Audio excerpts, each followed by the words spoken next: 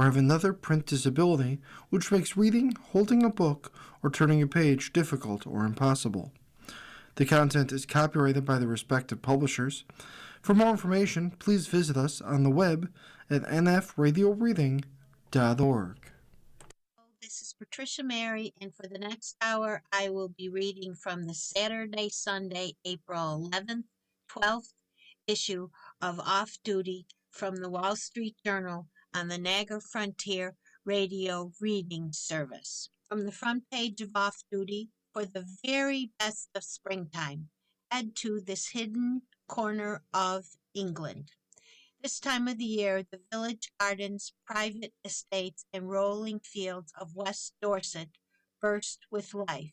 Here, a long-time local offers her guide to seeking them out, and this is by Sophie Roberts. It is April, my favorite month in the corner of southwest England where I live, when the beech woods explode with wild bluebells and star-headed flowers of wild garlic ripple in the breeze. In West Dorset, the more rugged part of Dorset County, this is when the holloways or sunken lanes are transformed into warrens of glossy ferns. The hedges reach up and touch above your head. After the long British winter, creamy primroses and pink campions push out from the banks. The patchwork of velvet fields fills again with lambs. The major motorways that strike west from the capital bypass the county entirely. The trains from London Waterloo to the local station at Dorchester take a leisurely 3 hours. Pockets of chalk, clay, and green sand encourage an exuberant spread of botanical life. The coast's mild, temperate climate allows tender plants to thrive. This has attracted a long history of garden makers. In the 19th century, the Victorian diplomat, botanist, and plant hunter William Fox Strangsway expanded the woodland garden he'd inherited, creating the subtropical gardens in the village of Abbotsbury, now 30 acres and sporting some 6,000 species on the coast between Bidport and Dorchester. In the 1990s, the celebrated English garden designer and writer Penelope Hobhouse built a garden at Bettiscombe in the Marshwood Vale on the grounds of a former coach house. The walled enclosure, full of scented walks, evoked the feeling of a spiritual sanctuary, a quality it shared with the Iranian gardens she visited and wrote about in 2003, Gardens of Persia. Anna Parvod, biographer of the tulip, lives in the area. Until very recently, so did the British architect Ben Penthras, who with his husband, plantsman Charlie McCormick, transformed a parsonage garden in the Bride Valley into an Instagram sensation. The couple's book about the project, A Year at the Parsonage, will be published in October. We call the deep folded valleys of West Dorset Kumbas, a topographic, often too steep for tractors, too awkward to be given over to large-scale arable farming. It helps nurture a slower, older way of life, with pocket flocks and modest dairy herds enclosed by thick hedgerows, foaming with cow, parsley, and twittering songbirds. Plants have burst from the landscape seams. In West Dorchester, we borrow from the landscape, says author Jason Goodwin, who leads local garden tours.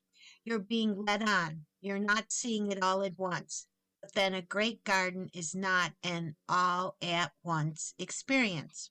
A great garden is like stepping into a secret world, a half-glimpsed dream. So I write about this precious part of England reluctantly. I don't want its spirit to change with the footfall of tourists, but I'm also not sure it will. The capacities are small. A little hotel here, a 15-seater restaurant there. The footpaths that weave in from the coast see only a few walkers. Organized tours like Goodwin's are rare. Here are two ways in, garden by garden. The first for the self-guided traveler with the confidence to drive West Dorset's narrow, rutted lanes. The second for the visitor who wants everything to be taken care of, which includes unlocking the gates to a trove of private paradises. Go your own way.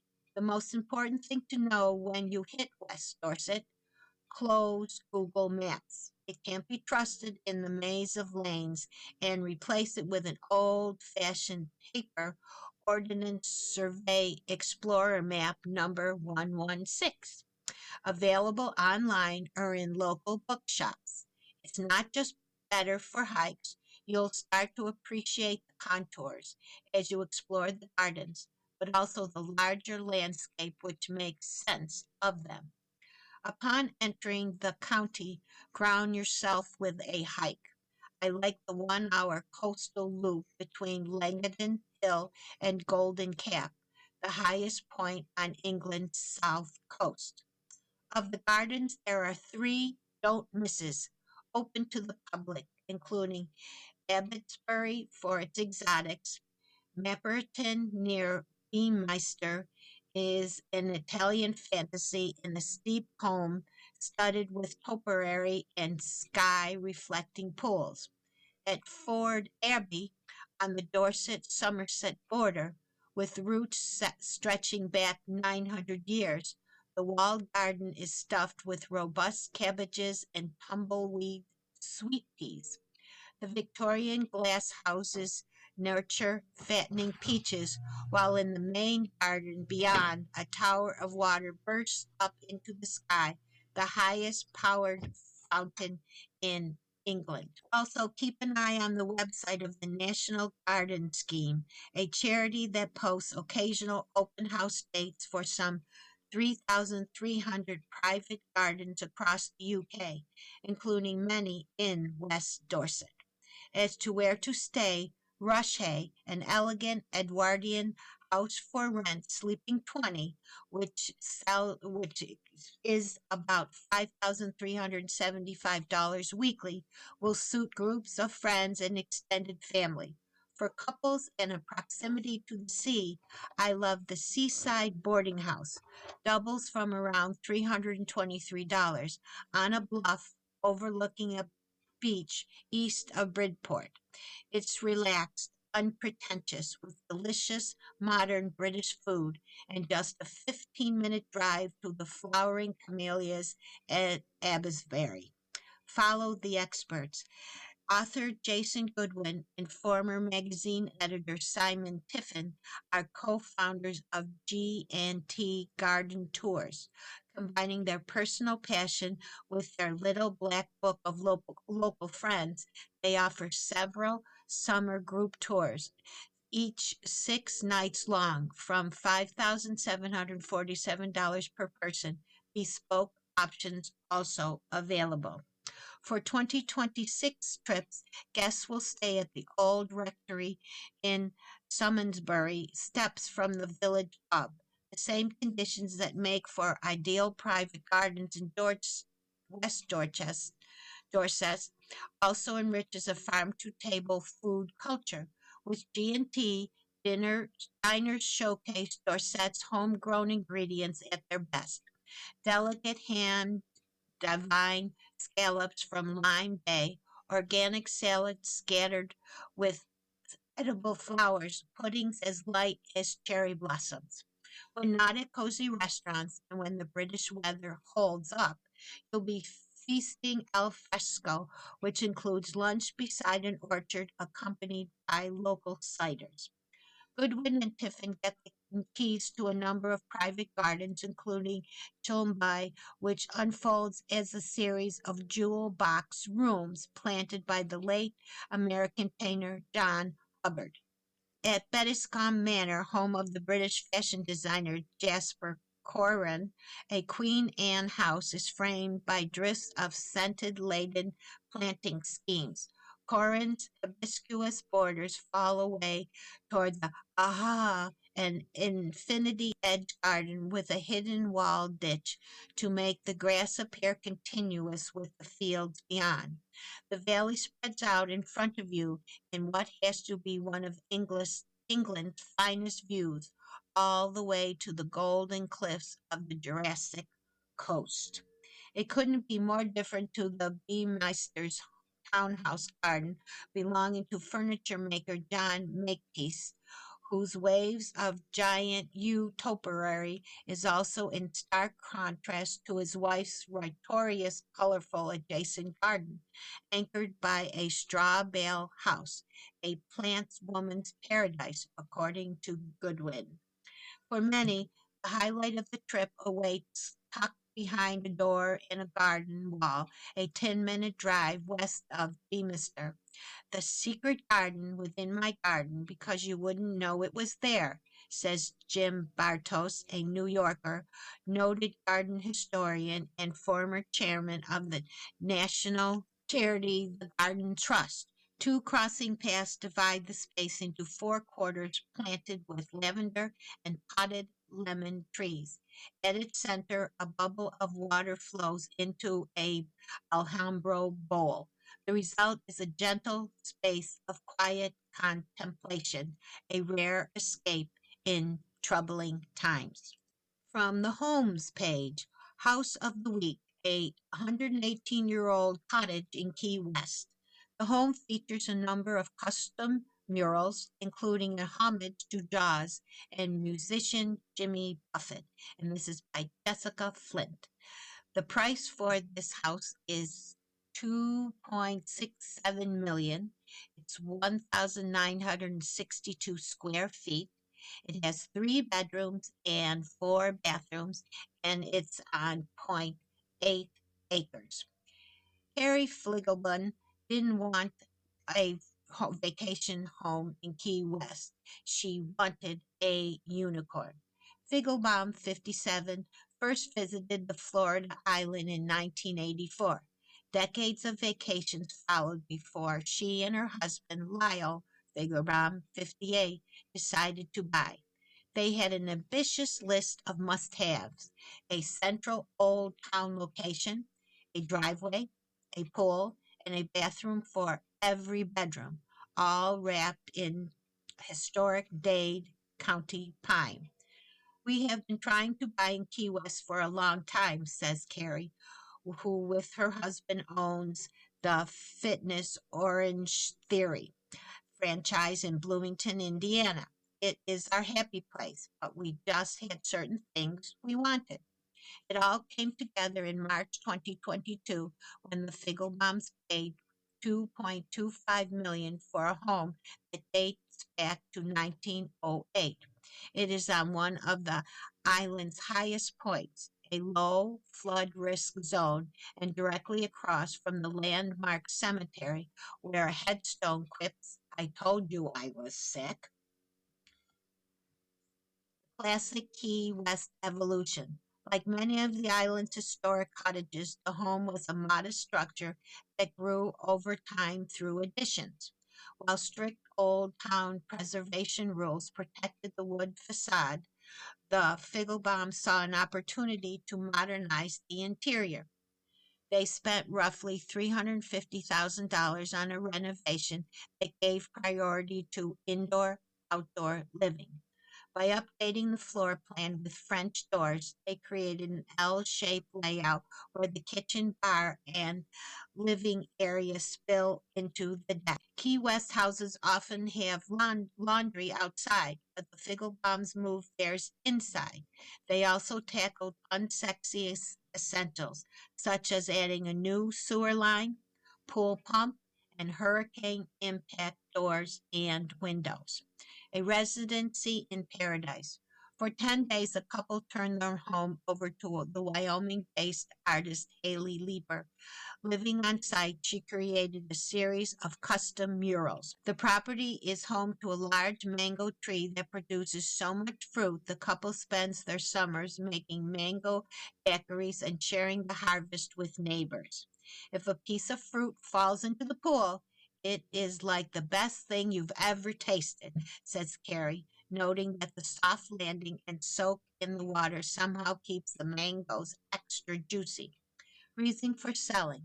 A rare opportunity appeared 2 doors away, an historic eyebrow house, which is a classic Key West style where the roof line overshoots the upper windows. The couple bought that house as a fixer-upper flip, but the renovation possibilities won them over. We really don't need 2 island properties, Carrie says.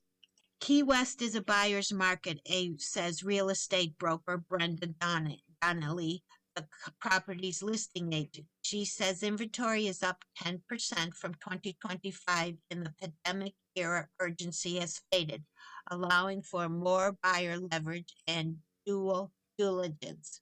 Typical buyers range from retirees to luxury investors who prioritize turnkey old homes.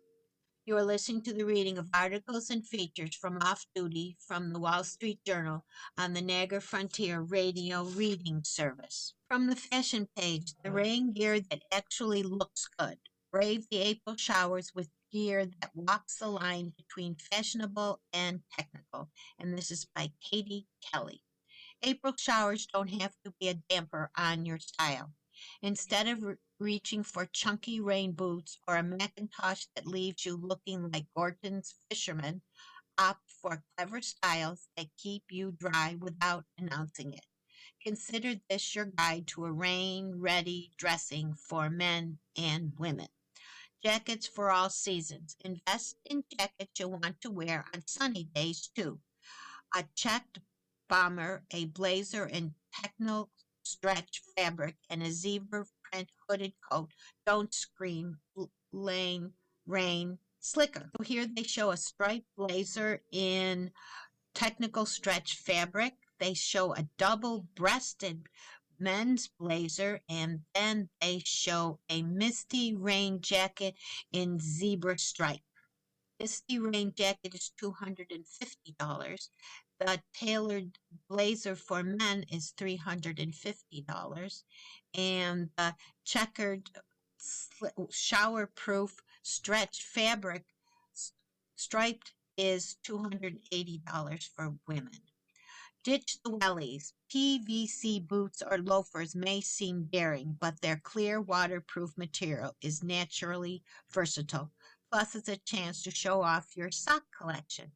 Hunter's fully waterproof sneakers are great for treks, while water-resistant leather shoes and boots can tromp through puddles without a second thought.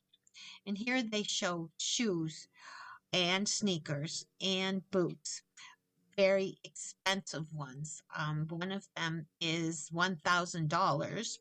The rain booties are $395 and they're clear. You can see everything. The sneakers are $175. The men's shoes are $150. And the men's pull-up boots, which can be as shoes, are $220. Sturdy, office-appropriate bags. Concerned about fussy suede or leather bags getting damaged? Swap out your tote or briefcase for one of the water-resistant fabric like nylon or neoprene. And here they show nice bags that you can put in your work stuff. Tried and true trousers. This pair of tailored women's trousers lean more towards the 90s minimal than performance wear. Yet their wind and waterproof fabric will protect you even on the most inclement commutes. For more outdoorsy pursuits, these technical nylon men's pants withstand water and abrasion from branches or rocks. And the rain trousers for women are $160 and the men's are from LL Bean and they are $90. Rain ready headwear. With this bucket hats, brim and ties that can be removed, you can manage how incognito you'd like to be. The Old Faithful, a baseball cap, shields eyes from droplets and protects hair from frizz. The shopping guide is LL Bean, Lululemon, Hunter, and Peter Miller and Carhartt. Enjoy shopping for the spring rain. From the style page, embrace gray hair and get outside. Lessons from older male models. There's a mini boom in male models in their 50s and 60s. We asked the Silver Foxes for tips on life, style, and aging. And this is by Sam Schwab. When he was 19, Grayling King thought he'd give modeling a shot, but the industry didn't seem as accepting of black models as it is today, so he moved on to another career. For the last 2 decades, he's taught visual merchandising and store design at a fashion school in New York. About 2 years ago, after a conversation with his model niece, King's old flame sparked back up. He had a photographer friend take a few test shots and sent them to some 35 agencies, and all of a sudden he was modeling. King, 64, and his bushy white beard have since shown up in runway shows for brands like Xena and J Press and appeared in a number of ad campaigns. I'm having fun, he says. King is part of a mini boom in older male models, guys in their 50s and 60s. These days, major model management vice president Nadi Shadi represents an estimated 60 to 75 older men, a marked increase from the 15 or so in her stable a little more than a decade ago. In the last 3 years, it's really picked up, she says. I think there's a sophistication and elegance that any age group, women or men, are attracted to. Ralph Lauren has long used older models in campaigns, but it's no longer a surprise to see brands like J. Crew and Todd Snyder casting gray-haired fellows in shoots next to men half their age. For the brands employing them, the fact that these men look their age, complete with lined faces and salt and pepper or just pure salt hair, is the point. Jack Carlson, the president and creative director of J Press, cast a number of older models in his most recent runway show. In a way younger men can't, he explained. Older models can almost put on anything and look cool, he says, provided it's well made and fits right. They just bring a sort of swagger and confidence to every look. As Daryl Disman, a model and ambassador for the Hotel Frena, New York, put it, the guys most likely to spend big money on high-end tailoring are likely to be closer to his age than his sons. Our customers are the baby boomers, says the 64-year-old. They can spend $7,000 to $15,000 on a suit. A career path of the older male model, sometimes referred to in the industry as classic models, isn't always obvious. Some guys start modeling in their 20s and never stop. Some, like King, only come to it later in life. Others have returned to it after decades away, but their unique career paths have plenty to teach non-models of any age about personal style, self-confidence, and how to age gracefully. Here's what they've learned. Don't hide your A's and embrace some color. An entire segment of the grooming industry is dedicated to helping men avoid going gray. But some older male models suggest there's nothing to fear about entering one's silver fox years. King's signature is his Santa grade white beard. He'd long neglected to grow one, worrying that it would make him look old. But he wore a bit of a scruff to one casting appointment and got the job, plus instructions not to shave. Now he says more and more clients like the beard. Ben Shaw, 61, remembers having disagreements with agents over his desire to grow a beard in the clean-shaven 90s. He prevailed, and he still got it, even if it's a bit grayer these days.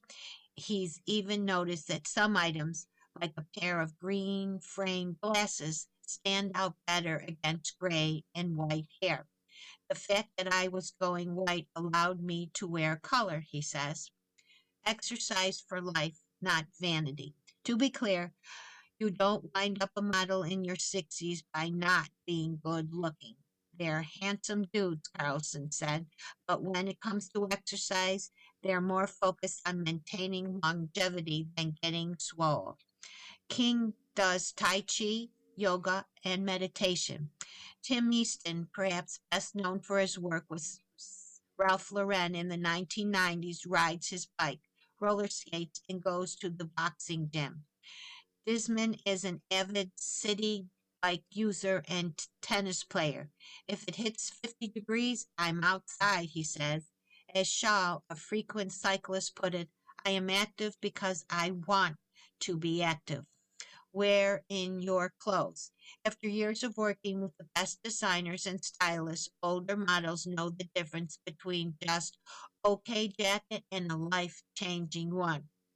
Scott Barnhill, 48, starts by assessing the shoulders. That's the part of the coat that absolutely needs to fit. Another lesson, something a little worn often looks better than the shiniest things. It's like the brand new pair of white sneakers. We're just going to have to wear them to break them in, Charles says. These guys are living proof that things get better and cooler with age. I have things that I wear that are over 30 years old and they're in mint condition, King says, citing a beloved Brooks Brothers jacket. He likes to add a pin or a brooch to the jacket to really make it his before pairing it with jeans. And take a good picture. Anyone can learn a thing or two about what makes a good image from John Barnes Pearson, one of the few men tagged with a supermodel in the 1990s. Just relax and look down the lens. Think like you're listening to a story from one of your favorite relatives, advised Pearson, 60, who balances modeling gigs with work for an electric car company. Be still within yourself. Know that you're a badass and you look good and they're taking a picture for some reason. This is from the Slow Food Fast recipes. For your next weeknight meal, try a Korean taco party. Quick to cook and big on flavor, these Korean tacos from Chef Peter Cho are an easy crowd pleaser. And this is by Kitty Greenwald. And the chef is Peter Cho. His restaurants are Han Oak and Juju, both in Portland, Oregon. He's known for returning to his home state to open inventive South Korean restaurants using Pacific Northwest ingredients and a wood fire to create fresh takes on classic dishes. Peter Cho and his wife, Sung Young Park, share 2 kids and 2 Portland restaurants, Han Oak and Juju. Their fast-paced lives have given rise to a beloved family ritual, Korean taco night. We have a tortilleria near our house that makes fresh tortillas in bulk, Cho says. During a busy week, we go there on our way home. Tortillas provide the base for these chicken tacos with pickled cucumbers. At Cho and Park's kitchen table, their pantry staples level up the spread. Samjang, a unami packed dipping sauce, and kimchi. They're listed as an option add-ons here. Get the party started by slicing boneless chicken thighs.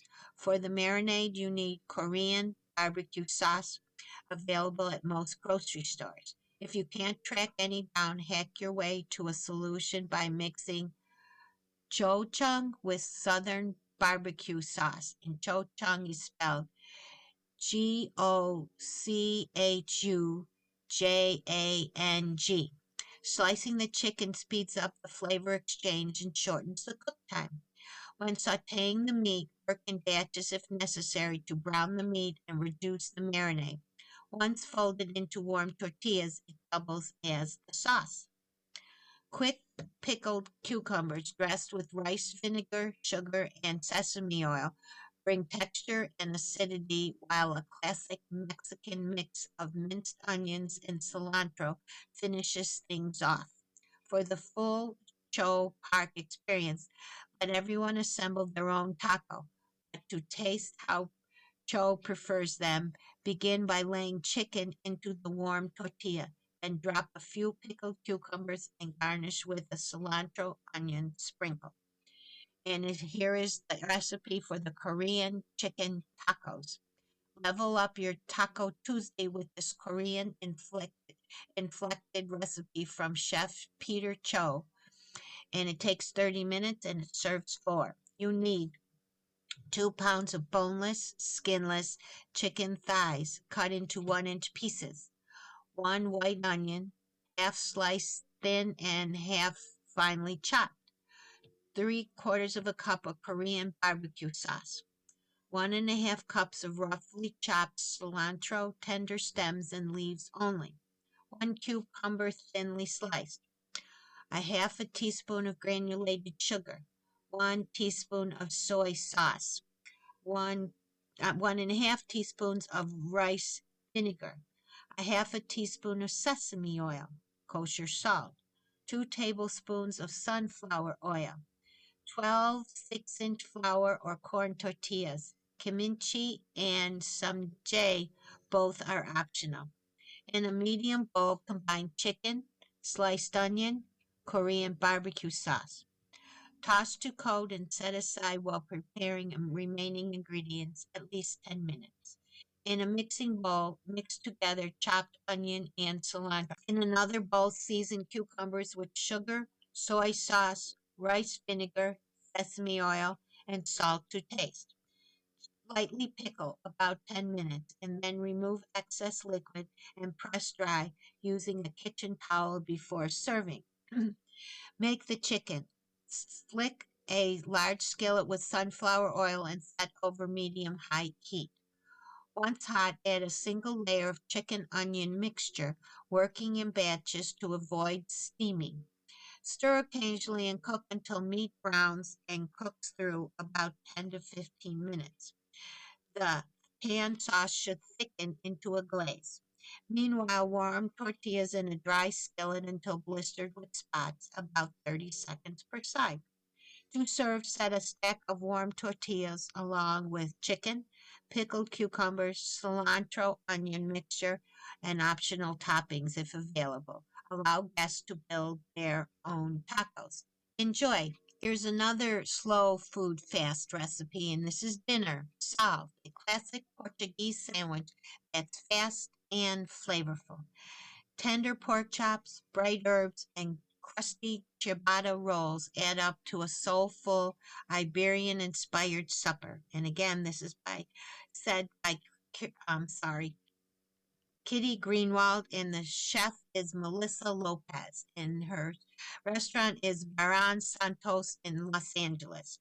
And she's known for bringing a California sensibility and hyper-local ingredients to Portuguese dishes, making a tiny Northeast LA restaurant worthy of a detour. The beloved Portuguese sandwich known as bafana usually calls for piling thinly sliced garlicly pork between split crusty rolls. For her final fast food fast combination, Melissa Lopez shares a simple recipe based on a version she serves at her Los Angeles restaurant, Barra Santos.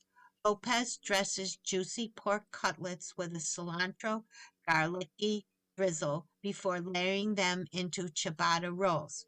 Here, a fraise salad seasoned with fresh orange juice rounds out the plate. If you handle pork chops carelessly, they can turn tough, but Lopez skirts that risk by rubbing the meat with a blend of vinegar, cumin, and coriander. The acid tenderizes it, she explains. The spices add a floral, earthy note.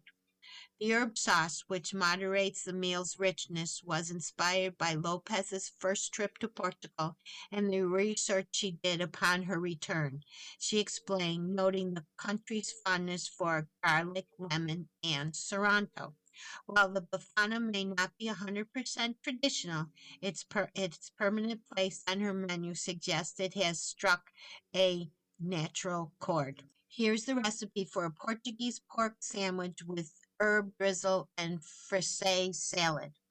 Tender pork chops slattered with a punchy herb sauce star in this rendition of a classical Portuguese sandwich. It takes 25 minutes and it serves four. Your ingredients are 2 tablespoons of cumin seeds, toasted and grounded, 2 tablespoons of coriander seed, toasted and grounded, 3 tablespoons of smoked paprika, kosher salt, 3½ teaspoons of champagne vinegar, 4 boneless pork loin chops, about 1 pound, pounded to a ½ inch thickness, 10 tablespoons of olive oil, plus extra for drizzling, 1 small clove of garlic grated, 2½ tablespoons of lemon juice plus zest of a half a lemon, 1 cup of cilantro leaves finely chopped, 3/4 of a tablespoon of orange juice, 4 to 6 cups of frisee, Frisee, 4 ciabatta rolls halved. The directions. In a small bowl, combine cumin, coriander, paprika, and a ½ teaspoon of salt.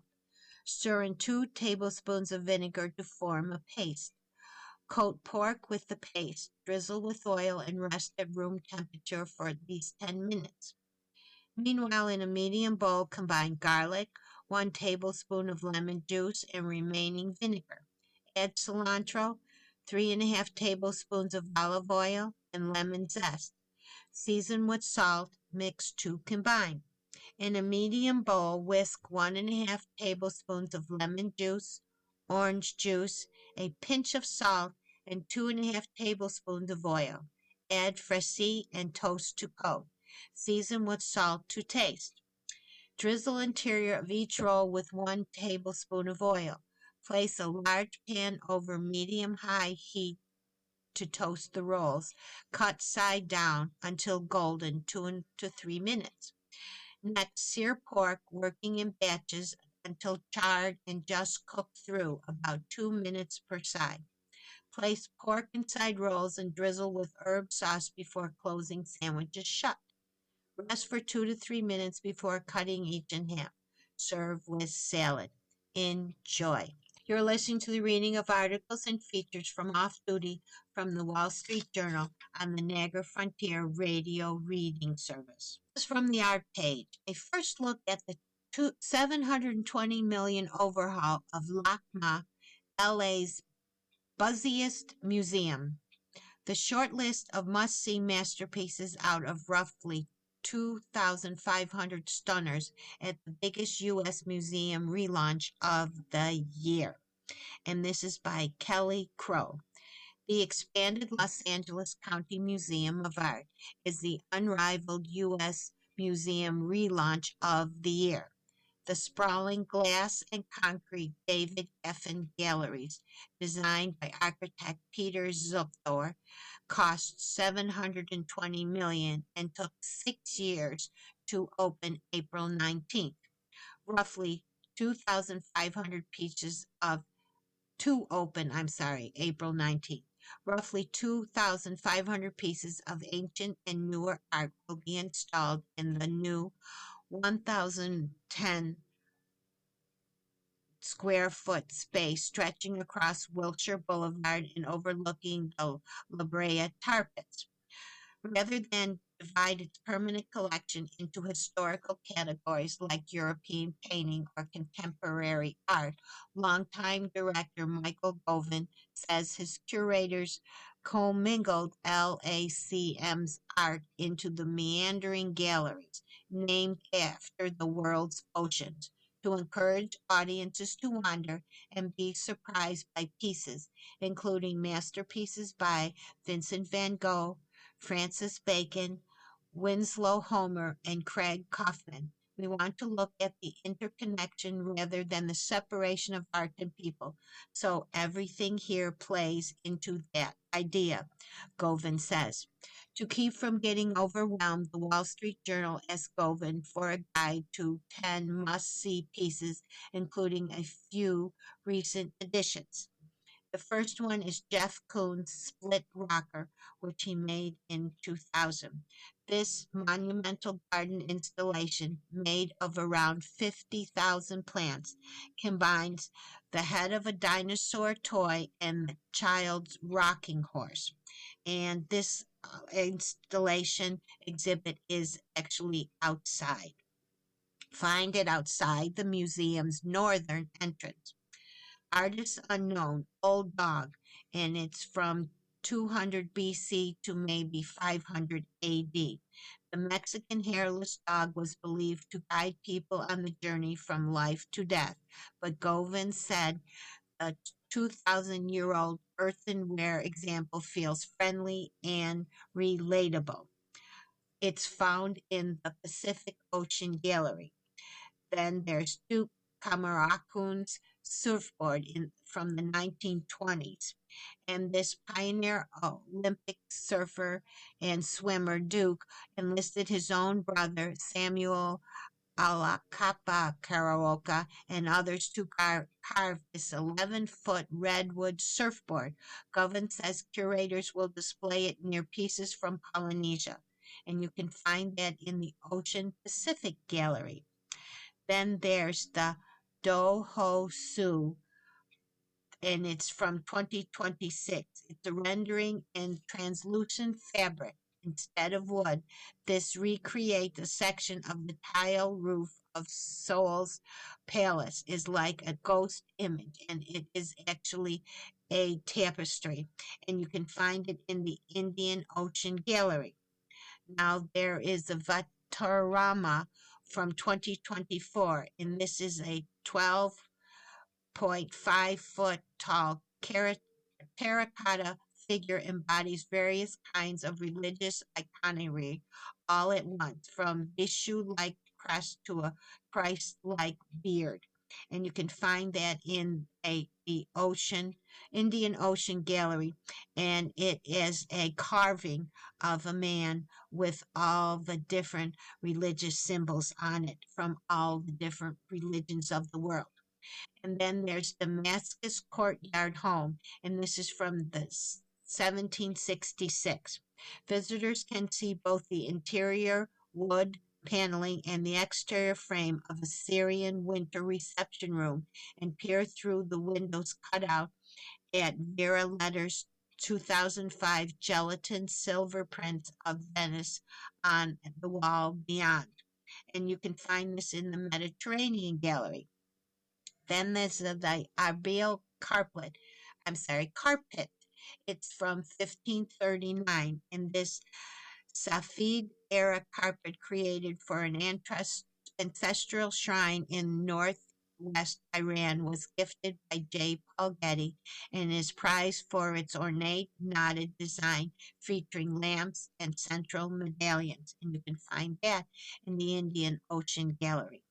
Then there's the Todd Gray Octavia Gaze, which is from 2025, and it's by the LA artist who works in Guyana, created this multi-panel reimaging of people's journey from Africa to the United States, inspired in part by framed Afrofuturist science fiction writer Octavia E. Butler. And this starts, and it's 1, 2, 3, 4, 5, 6, 7, 8, 9, 10, 11, 12, 13 different pictures all in a horizontal row. And you can find that in the Atlantic Ocean Gallery. And then there's from Mariana DeBal, Featured Changes, and this is from 2026. It's a trove of fossils found during the museum's expansion gets a fitting tribute in a 75,000 square meter swath of concrete on the plaza scored with rope-like patterns, paw prints, and serpent-like shapes. Then it's found in the museum plaza floor. And the last one is The Trending the Boundless, an omnidimensional terrain, part of the museum's extensive textile collection. Rosaland's 27-foot-long tapestry is woven with hand-weaving patterns using satellite images the artist distorted from planetary terrains from Mars and Earth. And you can find that in the museum's restaurant. From the fashion world, the jewelry world is still mad for Art Deco. A century later, the design movement continues to inspire. And this is by Sarah Adams. The 1920s brought forth inventions like the television, penicillin, and talkie movies. As it often does, the fashion and accessories of the time reflected the decade's innovative energy. Art Deco jewelry, marked by clean lines and geometric shapes, remains iconic and inspirational a century later. Sorry, that article only had pictures. There was no more information. So I'm going on to another one from the Arts and Entertainment page. The new museum heist playbook, in and out in 3 minutes flat. 11 million in art was stolen from an Italian museum in a smash and grab, setting off fears of the Louvre's copycats. And this is by Julie Brenner Davich. Just months after four thieves carried out a brazen 8 minute smash and grab at the Louvre Museum in Paris, making off with $102 million worth of French crown jewels, another brazen museum heist happened in less time. A group of thieves stole three artwork by Renoir, Matisse, and Cézanne, reported worth a combination of 11.5 million. In this case, the crime took 3 minutes. The robbery happened at the Mangi Rocca Foundation, housed in a neoclassic villa just outside Parma in northern Italy's countryside. The artworks were displayed in the French room on the upper level. It's a wake-up call to the art world that the Louvre incident might have spawned a wave of copycat thefts. The fact that thieves were able to infiltrate the Louvre in a city center in just 8 minutes was a sign to criminals they can get in everywhere, said attorney Christopher Marinello of the London and Venice-based group Art Recovery International, who is not working on this specific case. The firm represents victims and insurance companies in recovering stolen artwork, often serving as the intermediary between perpetrators and law enforcement.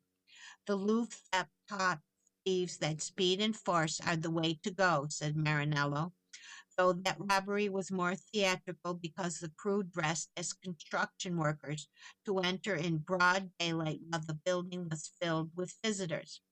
This museum and other museums have not learned enough from the Louvre theft, he said. In Parma, the thieves entered through the front door late Sunday night, March 22nd, just 1 week after the Magneta Rocca Foundation reopened for the summer season. The museum is closed on Mondays.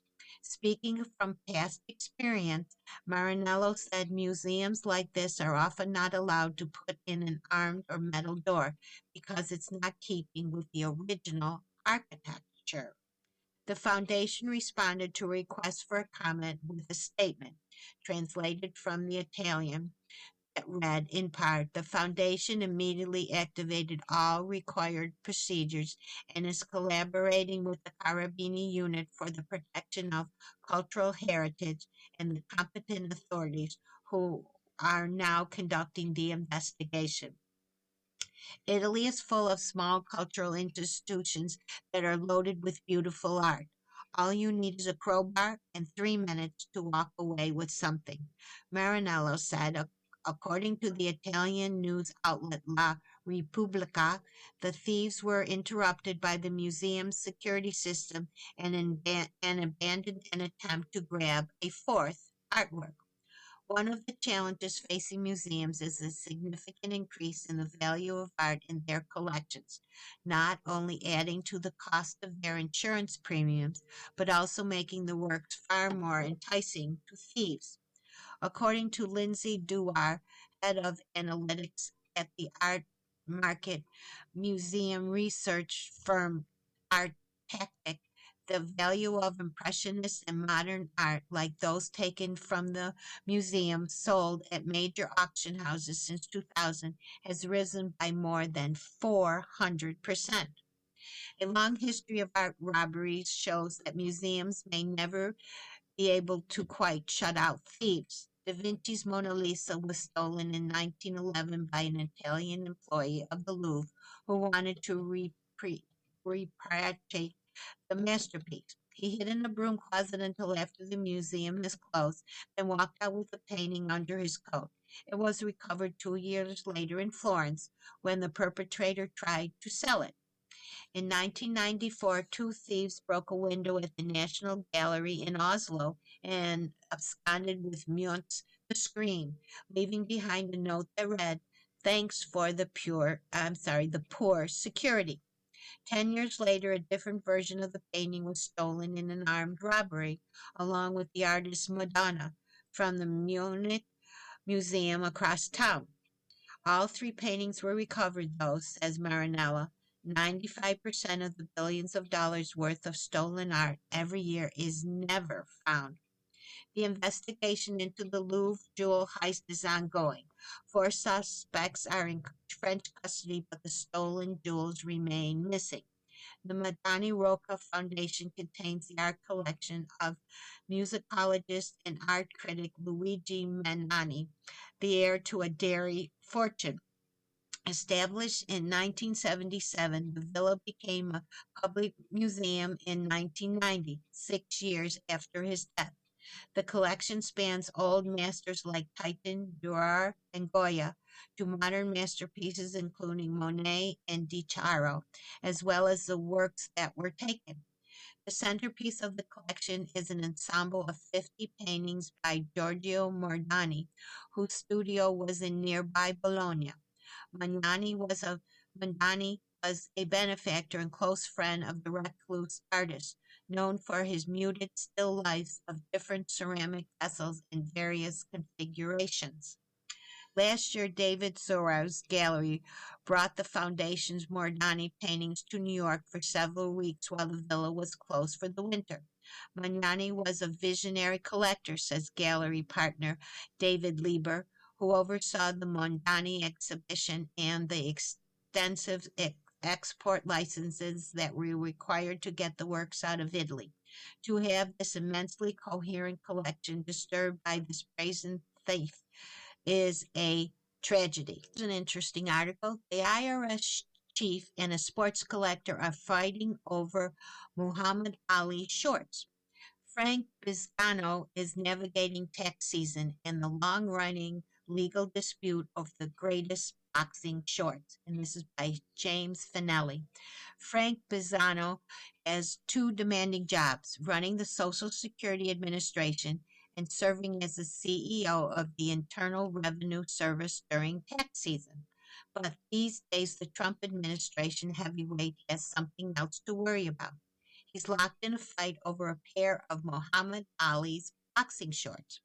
Eric Eiselberg, a sports memorabilia buff and entrepreneur, says he gave the prize scares to his former friend Biscano years ago as a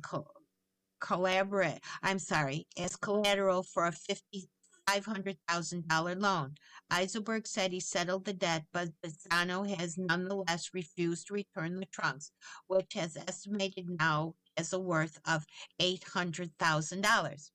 Biscano countered he was never given the white shorts with black stripes, which Ali wore the last time he fought in Madison Square Garden in 1977. The fight isn't exactly the rumble in the jungle, but there have been plenty of uppercuts over the years. Biscano says he and Eiselberg were never friends and that Eiselberg's lofty valuation of the shorts is bogus.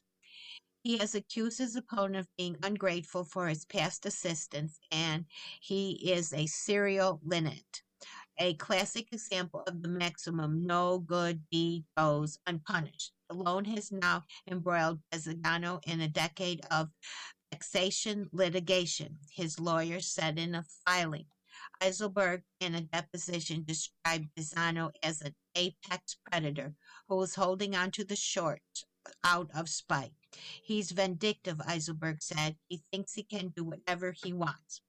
Bizzano said he is a huge sports fan who spends big on memorabilia but is ashamed to admit it. He tries to distance himself from the fact he's a closeted collector, but he doesn't want to be associated with collectors or fanboys at a convention. Eiselberg says he thinks he's bigger than that, but he is a collector.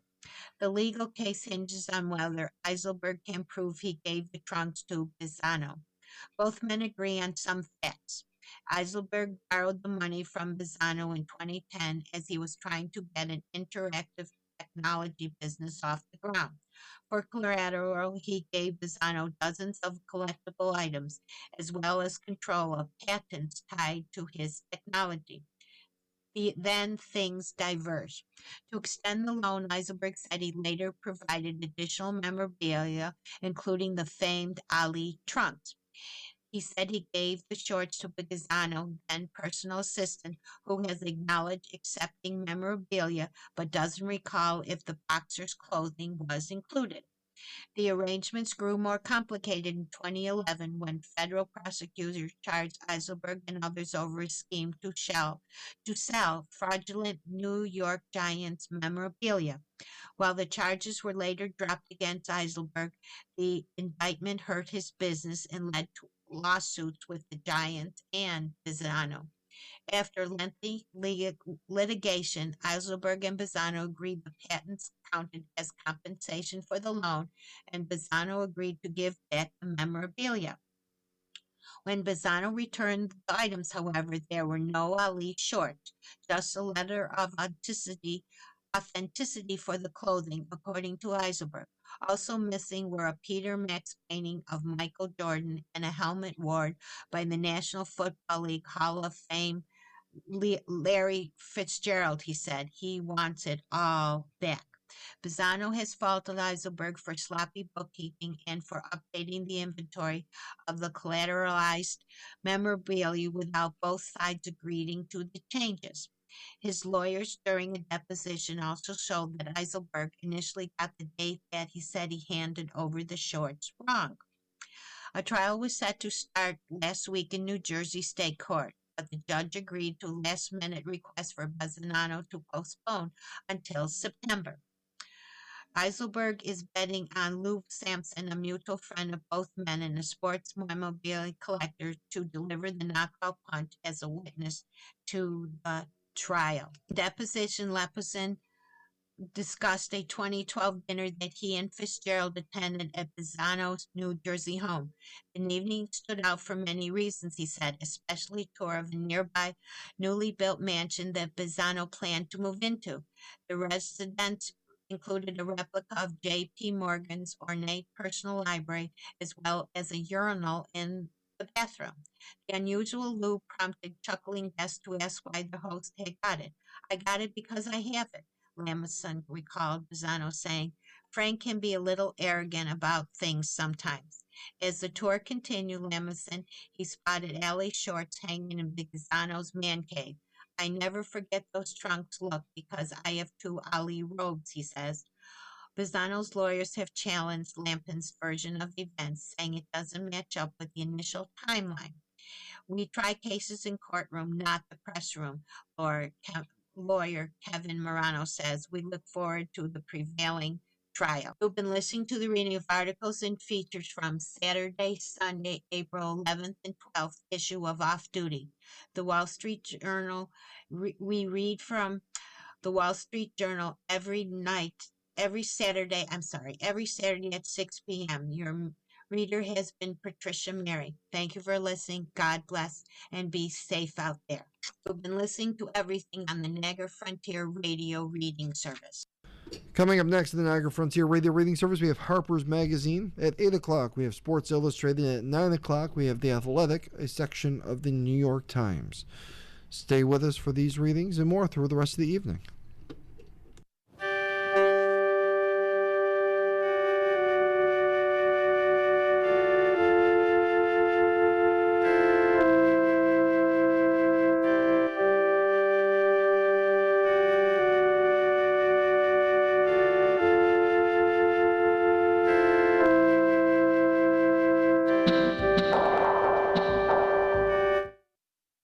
The following program is intended for listeners who are blind, have low vision, or have another print disability.